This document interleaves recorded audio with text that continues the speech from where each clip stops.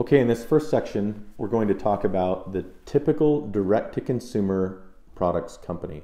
And there's no exact typical, but I'm going to give you a couple of versions that you could metric yourself against. A good partner of mine once said that the strategy of your company should show up in your financials. And I want to show you some financials that display a couple of different strategies on the direct-to-consumer side.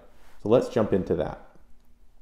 When I say market equation, what I mean is the percent of each major category of your business really the percent of each major category, whether it goes down to net revenue or all the way down to your net income. And each category of expense that is, as a percent of revenue, what it might look like to achieve success.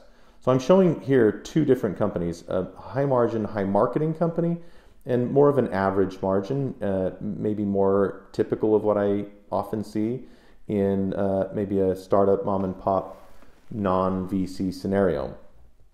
What you'll see is there are typically three categories in the revenue area, and I keep them to three. DTC revenue, which is really product revenue, and then you have sales refunds and chargebacks, and you have promotions and rebates.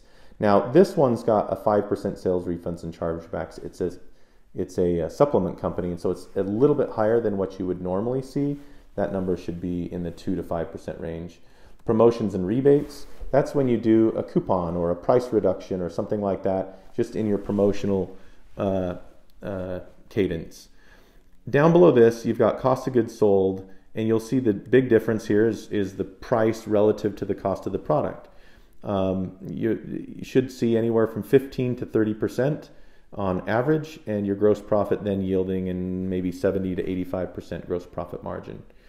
And so the difference is, what are you charging for your product relative to what you're marketing?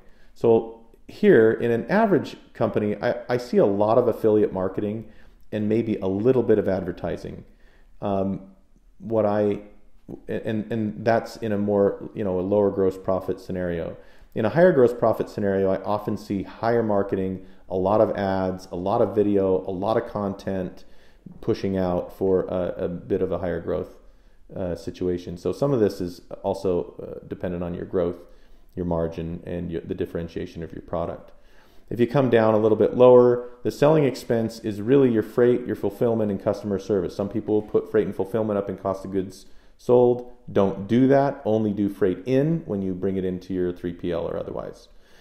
And then down below, you've got administration. That's typically similar. That's legal, insurance, salaries, finance, things like that, for a total of a higher operating expense here because of your marketing, a lower operating expense here because primarily your marketing, offset partially by your selling, but yielding about a similar net income or EBITDA number of 13 to 14%. Now you'll ask, Gal, you should be targeting north of 20% to be super successful in the consumer products area.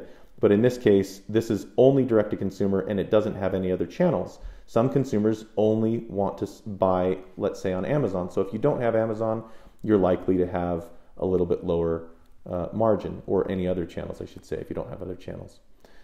That's it for this section. Thanks.